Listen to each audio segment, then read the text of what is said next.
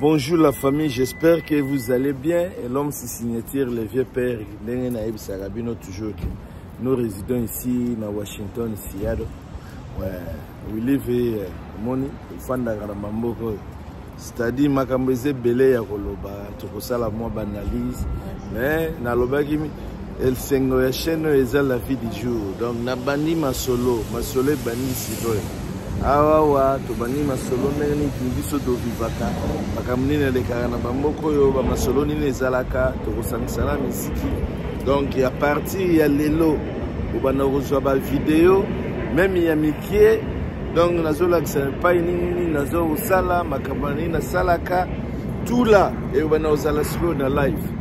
Consacrer vie za nakati ya live eza nakati ya nini nazana na metro station na yo otika mutu moko na zwaki omoni metro eza na likolo omoni metro eza na likolo na station wana yo otika na client moko na profiter na bibon na sala pe vidéo toza na fédéral we omoni babengi ngaita ubebengi na yambai na yambi mbala mo donc ube logo le bengi na ebita aza 3 minutes na musique aza 3 minutes na ngai donc fona que na soyer to que na mais tozobeta masolo ya faire tozobeta masolo ya musique ndenge ni ezoke nazo comprendre te gouvernement na biso fo zo makambo sérieux ezo vraiment makambo sérieux batika makambo ya nini tala makambo faire rigola bazo sala makambo kofi bazo sala c'est pas bon